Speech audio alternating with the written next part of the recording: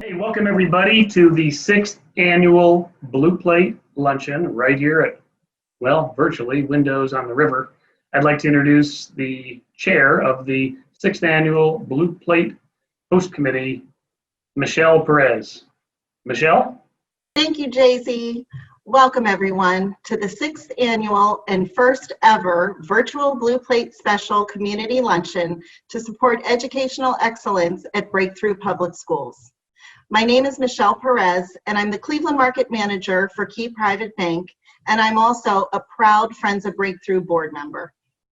Before we get started with the program, I want to thank my fabulous Blue Plate Committee co-chair, Nora Loftus, along with our Blue Plate Committee members, Karen Longcasio, Cosmo Daniele, Dave Loomis, and Craig Panzica, for their help in making this virtual event a successful reality. I'd also like to thank our event sponsors, Key Private Bank and Franz Ward Law Firm, for making this event possible. Here are a few facts about Breakthrough Public Schools. Did you know that Breakthrough is the third largest K-8 school system in Cuyahoga County? Our schools serve about 3,500 K-8 scholars, and we partner with our local school district, Cleveland Metropolitan Schools. We now have more than 1,850 alumni, with college graduation rates exceeding both the national and state average for lower income families. And if we're not for the COVID-19 pandemic, we would have our 3,500 scholars attending 12 schools on 7 campuses, all in Cleveland.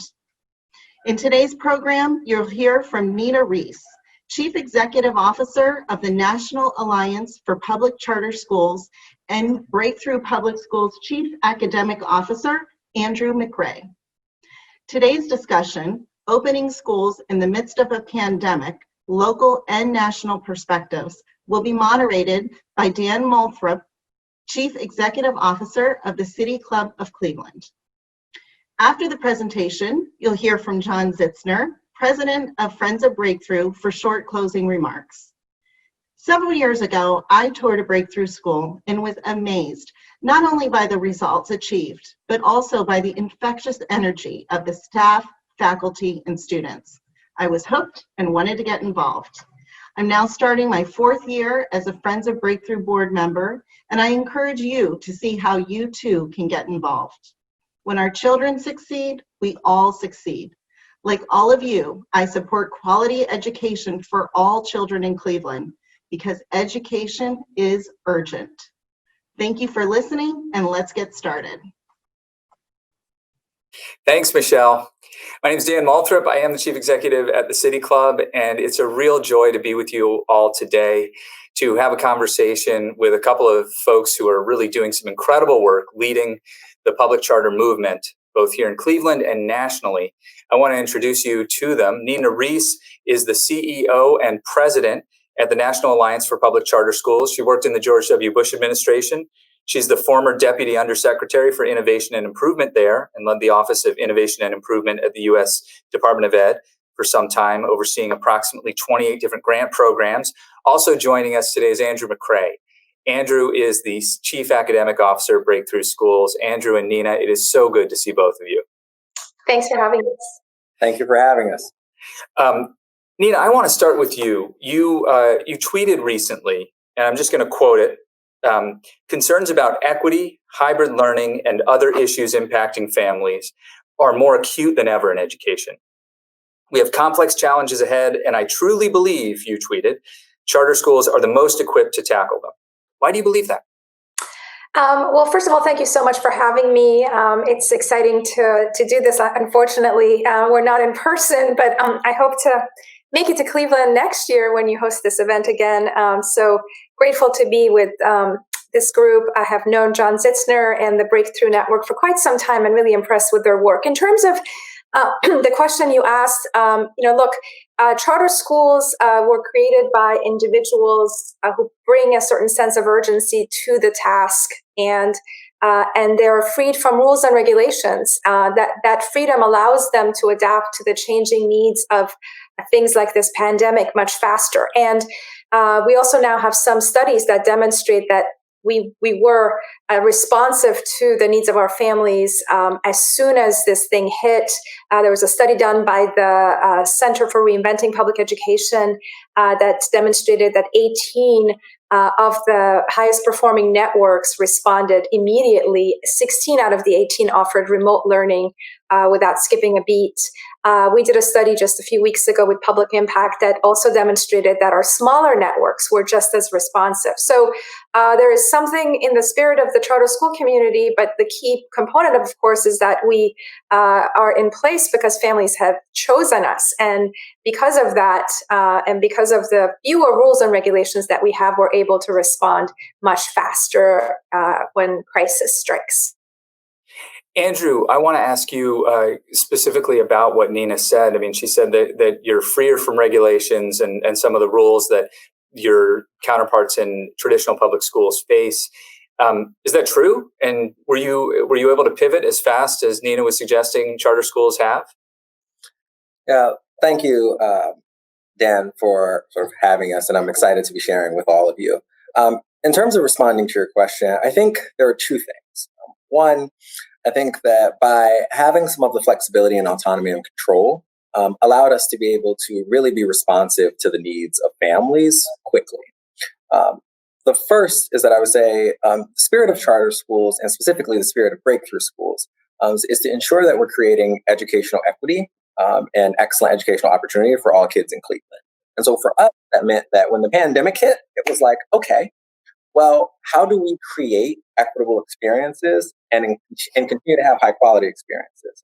So that meant we had to start by sort of reflecting on our values, which meant the first thing we did was think about how can we ensure the mental, physical, and emotional safety and well-being of our students and families, and then the physical, mental, and emotional safety and well-being of our staff. And ultimately, in the move to remote learning, that then meant we were able to use all of our sort of network-wide resources to ensure students had access to our newly designed remote learning program, communicate with our families to ensure that they were getting supported in getting on board and access to that program.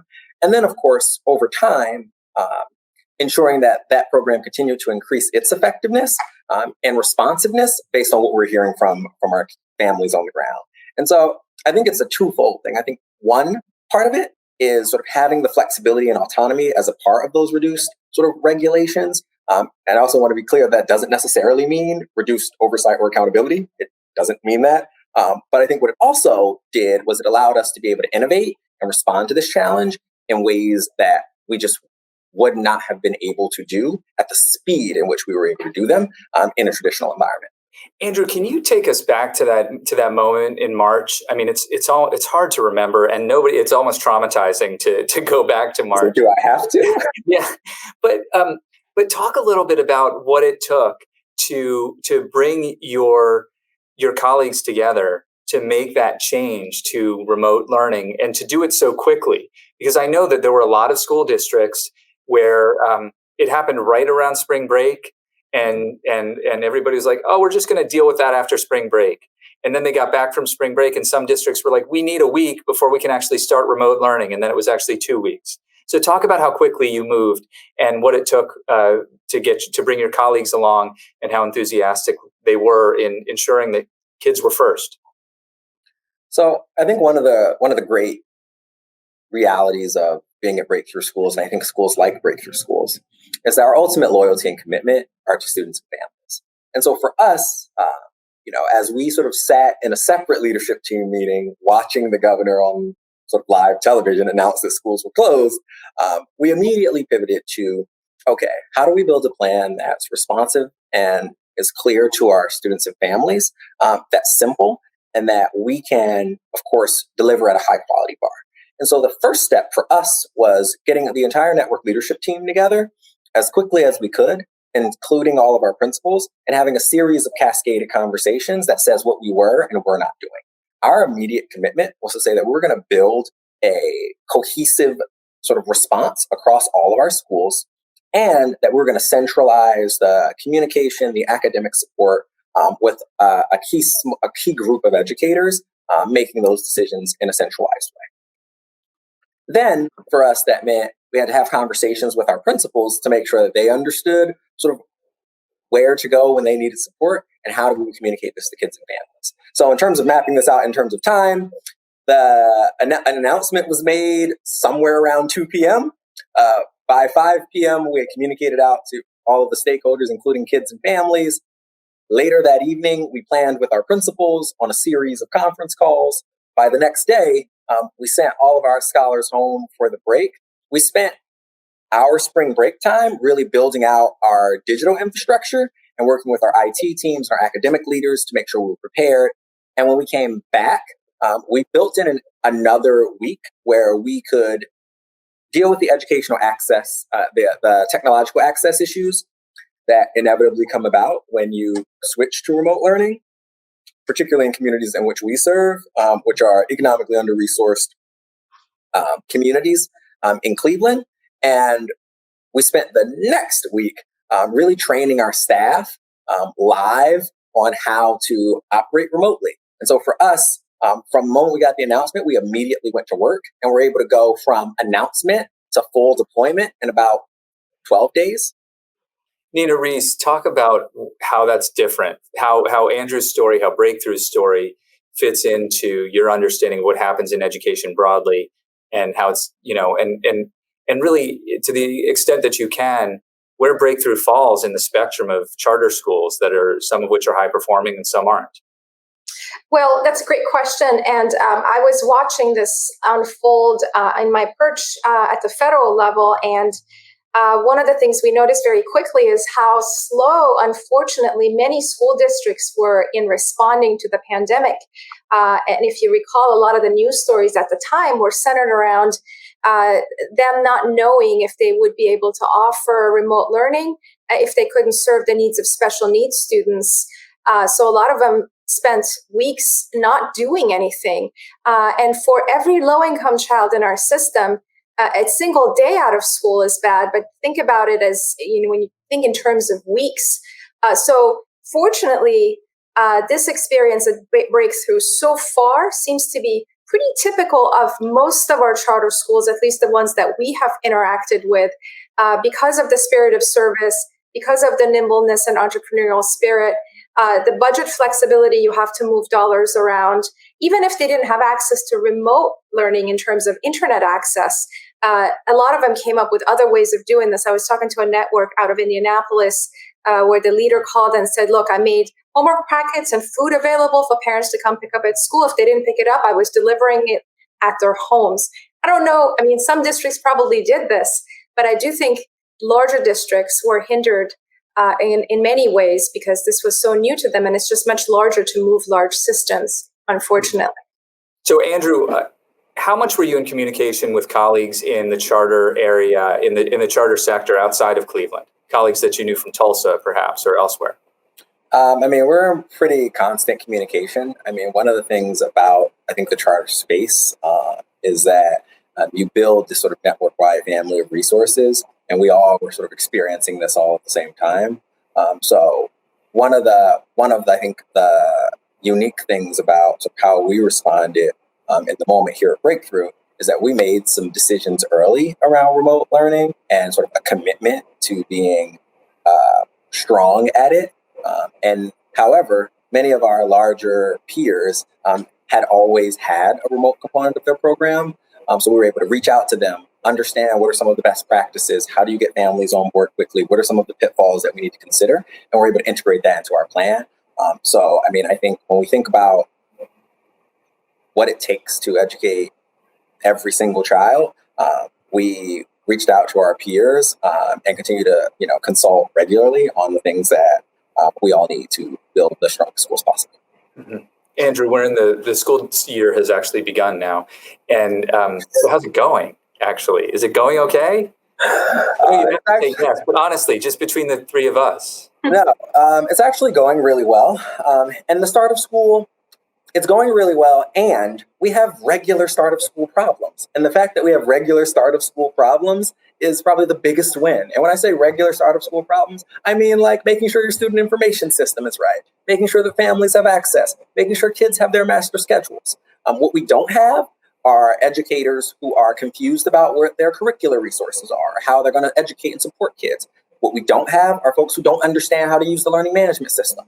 And that's because we made a decision very early on, a values-based and aligned decision to say we were going to put our time and energy and spend all of our Summer Institute resources focused on developing our teachers to be successful in the remote environment. And I think that decision then led us to redesign our summer programming, to reorient our point of view, not for what used to be, but for the current reality. And that has led to a really strong start of school. And we brought with us all of the normal sort of system structures and training that we would do in an in-person environment to the virtual world. It hasn't been easy, but it's allowed us to be able to get to the point where today, instead of me talking about how wild everything is, we're talking a little bit more about the sort of normal start of school things to the best of our ability. And that has been really exciting.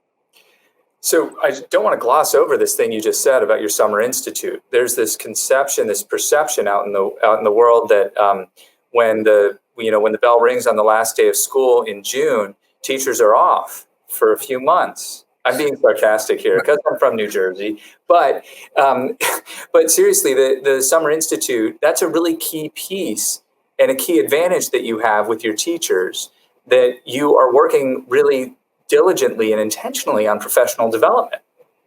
Yes, I think that's a critical piece, and I think it's something that is a core component of the Breakthrough mission, but I think also of most charter schools across the country. The commitment is to say, if we're going to offer and we're going to have really high expectations for our students and staff, that we also have to offer highly structured, high quality support.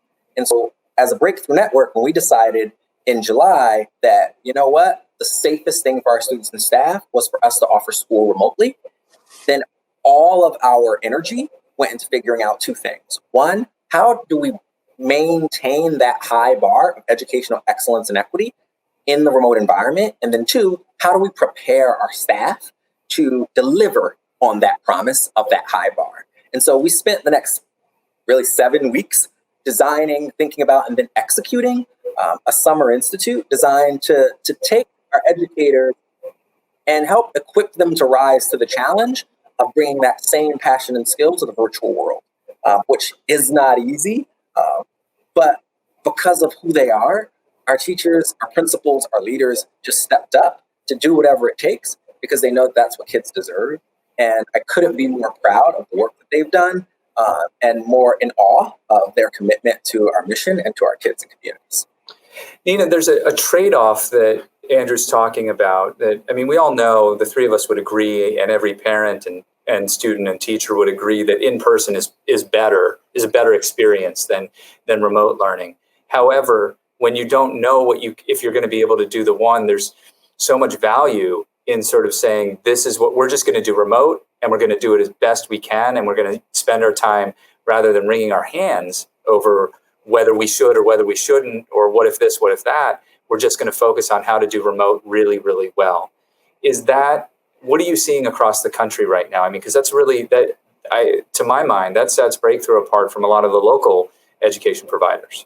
It does, and it's a great question because up until the pandemic hit, we had a body of work that really, targeted the full-time virtual school community in the chartering space because we noticed that their track record, unfortunately, in some communities was not as great as it should have been because the medium is not suitable for certain kids who are not self-motivated or students who don't have a family member or a teacher at their side to guide them through the instruction. So what's really great about Breakthrough is some of the work you're doing, in fact, this year with the Open Doors Academy, where you have students in settings with an adult present.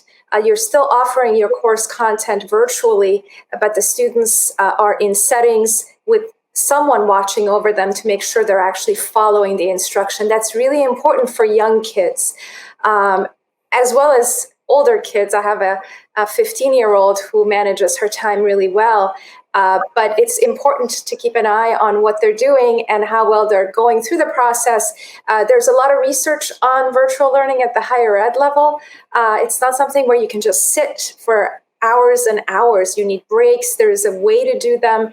But so the good news is we're watching what everyone's doing, and hopefully some important changes could potentially be made in the way we offer instruction, so that it's not just offered during the school day, but also throughout the day in the summer. Now that educators are more savvy at using the online medium, hopefully they can continue down this path and use it as a supplement to in-person learning.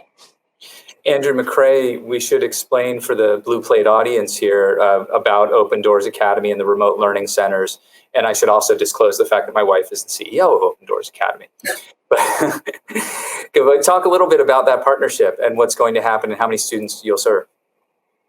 Yeah, thank you. So our partnership with Open Doors Academy is in order to provide our students and families with a place where students can have a qualified adult to support them and monitor them while they complete remote learning in a safe, socially distant environment.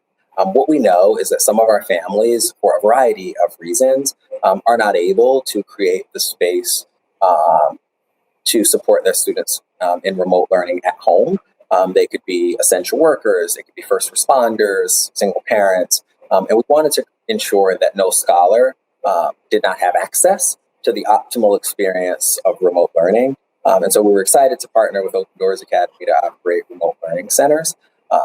This gives us an opportunity for our families that need it most to have a place where they can be confident bringing their scholar, who will still receive the majority of their instruction or all of their instruction virtually, but will also have the opportunity to partner with a recognized, qualified, experienced educational partnership organization to extend the opportunities for support for kids and provide additional enrichment opportunities. For us, it was a no-brainer. It sort of solves the problem for our families who might be most impacted by remote learning and allows us to ensure that young people can get the support that they need, especially our youngest scholars who don't have the same sort of agency when it comes to operating in a remote environment as our older scholars might. I'd like to ask you both to talk about enrollment trends in public charter schools this year. There are these very unique challenges and constraints that districts and all sorts of schools are under, and people are looking at their options in different ways. Nina, what does it look like nationally right now? So we scrubbed the data very carefully. We won't know the exact numbers until sometime at the end of the year. The numbers have definitely gone up in certain communities. As of last year, we had about 7,500 public charter schools serving about 3.3 million students, but I suspect that those numbers have probably inched up in some of the communities where parents are trying to find options that best suit their kids' needs. Dan, can I also just add one other thing about this innovative approach that Breakthrough has used? There's really nothing stopping the traditional system from leaning in and taking advantage of after-school programs, YMCAs, and Boys and Girls Clubs and other entities in replicating this. It's not just a problem that touches low-income families. The reason why so many affluent families are creating pods and investing in private tutors to come serve the needs of students is because students do need to see other kids, and you need to do it in a socially distanced and safe way. But there's also a huge detriment or pressure placed right now on our students' mental health, regardless of their socioeconomic background. But the problem certainly is more acute with our low-income families where parents are not at home. Andrew, how's enrollment for Breakthrough here in Cleveland? So I think overall, we've seen the pandemic have a really interesting response. It's decreased sort of student mobility. So families are, I think, in this context, one, both sort of engaged by our sort of robust remote learning option. And so they're choosing to stay with Breakthrough through the transition. But we are seeing some enrollment tailing off, particularly in our lower grades. I think that and my colleagues across the state and country tell me the same thing, but it's the moment where families have a traditional frame of mind around, oh, my scholar's first day of school in kindergarten or first grade, or what that experience might look like. And sort of catching up slowly with the reality that the world has changed, and that we may be navigating the pandemic for some time. And so we need to continue to create opportunities for families to enroll throughout the year. At Breakthrough, we believe deeply in providing high quality educational seats to kids at any time. And so we'll continue to enroll students all fall and into the spring, as long as we have a seat available to them in order to ensure that they get the support and the learning that they need. We should point out that, Nina, to your point about the public school systems replicating this model, this partnership that Breakthrough has with Open Doors, that is in fact happening in Cleveland. And we should recognize that. It's unclear exactly how it's all going to work, how it's all going to get funded, how it all gets paid for, because it's not cheap. It winds up, significantly increasing the cost of delivering educational services. Andrew and his colleagues are still paying rent on all the school buildings that they use, and now they're having to, pay for additional staff and through these partnerships. But I wonder what from all of this, I want to circle back, Nina, to something that you said earlier about that teachers are just becoming more savvy.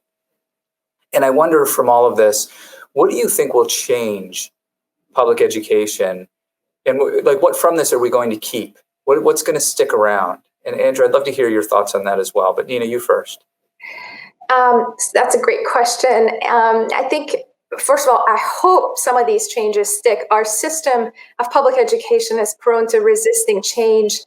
So a lot will depend on how much longer this continues and whether some of the built-in structures that you need remain in place. I do think this pandemic has done one thing really well, which is to bring attention to the question of infrastructure as not just being infrastructure for the building, which is still important, but infrastructure in terms of access to laptops and broadband so that you can learn regardless of the setting that you're in. I do hope that that is a permanent change in the way education is delivered. Funding at the federal level, state level, private sector, and whatnot will need to be baked in and put in place so that every child has a Chromebook, regardless of whether there's a pandemic or not. In terms of the teacher piece, though, look, I do think this is a very stressful time to be a teacher. I think most parents have greater appreciation for teachers and what they do every day because they're now kind of filling in as a guardian or teacher at different points in time. So I do think and hope that this will elevate the stature of teachers and also, quite frankly, to the extent we have better models to train teachers to teach online, which is very different from doing it in person, that we can keep those elements in place. But there are other things we should lean into, if I may.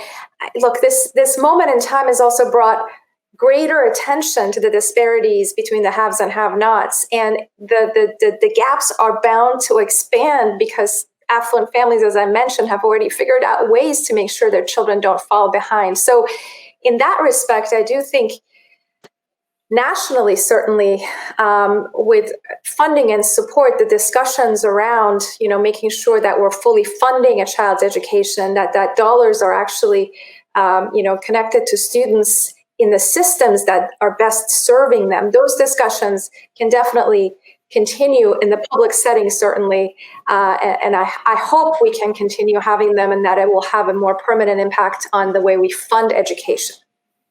Andrew? Yeah, I agree with everything Nina said, and I have a few. I would say the first is that I hope that I think that the technological changes will stay. What the pandemic did is, educational technology and educational technology resources have been around a long time. And a lot of that innovation has largely lived in the higher ed space. And what we have for the first time in the modern era of education is a total and complete and radical shift in the way that professional educators deliver instruction, and doing so through the bevy of sort of educational technology tools that are available to us. I think that is here to stay. The fact that we can now build robust systems into fully integrated learning management systems that provide families and students and teachers with access to data in real time that families have so much more insight and autonomy into tracking their students' progress and being able to communicate with the schools, being able to access their kids' teachers. I think those things are here to stay and are sort of positive outcomes of this ongoing work. I also think that districts have had to get really thoughtful about how we support and develop our professional educators, how we lead professional development, how we think about providing support in a remote context. And I think that those skills will stay as well, because we can now more dramatically expand the impact of our individual teachers and leaders and professional developers in order to ensure that our adults are as prepared as possible to provide great instruction to kids. But I think I want to circle back to one point Nina made, and that's around, I hope that this is the point where we stop and recognize all of the things we ask of schools from an equity perspective. What it requires of a school system to do what we have done and what so many of our colleagues around the country have done is not just unfair, but ultimately unjust. That in order to be able to provide an equitable experience for students because of who they are and where they're born, where they live, and what they look like, because their parents may or may not have the resources, requires additional investment and work, when an excellent education and access to the tools and resources you need to acquire it should be the standard for every child in this country. What I think this pandemic will do is, and continues to do, is expose how entrenched the philosophy, the structures, the sort of inherent inequity in our system on a stage and on a scale where it can no longer be denied. And I think that is something that I hope starts an ongoing conversation about what's possible for kids and about what we need to do as adults to change it. Andrew, I hope you're right about that. I have to confess that I'm not always optimistic that that's the case, though, given the political divisions that exist in our world. Nina, do you see politicians and those with whom you are advocating in Washington understanding? Are they speaking Andrew's language? Does that message resonate with them? Well, I certainly hope it's resonating at the state level and states like yours. At the federal level, as you're probably following the news, they're having a difficult time funding this fourth stimulus package, which has at least $100 billion for public education. If they were serious about these issues, they would have funded that by now, because every state, every governor, every superintendent needs those dollars in order to do this job well, especially as they confront a fiscal cliff. So, but we have an election this fall, and a lot could change. And so my hope is that these discussions will have an impact on how our elected officials are responding to the needs of families, and that whether you're a Republican or a Democrat, that you are conveying the importance of this issue to your elected official or the person that you hope to put in office. Nina Reese is the president and CEO of the National Alliance for Public Charter Schools. Andrew McCrae is Cleveland's own, Breakthrough's own chief academic officer. Thank you both for being a part of the Blue Plate Luncheon. This has been fantastic to talk with both of you. Thank you so much. Thank you so much for having us. All right, we're going to throw it back to John Zitzner. JZ, it's all yours. Thanks, Dan. Thanks to you, Nina Reese, for joining us. I really appreciate it. And thank you, Andrew McCrae, for taking time today to fill us in on all the things Breakthrough is up to. We really appreciate you three. Dan, you did a terrific job. Again, Nina, we welcome you back next year. Hopefully we'll do this live. Well, clearly, you outlined a new way to do school, and it's very interesting. We opened now about a week ago, and things are going pretty well. In a couple more weeks, we are announcing and we will be opening our remote learning centers. And the unique thing about remote learning centers is that they are available to all enrolled Breakthrough students. If you're not enrolled yet, excuse me, you can enroll in our schools and then apply for access to a remote learning center. They're in very high demand. We hope we can accommodate all who need one. They are free, unlike some of the other remote learning centers that have popped up around town, which can be a burden for parents to pay for those. So all you have to do is enroll your child and then apply.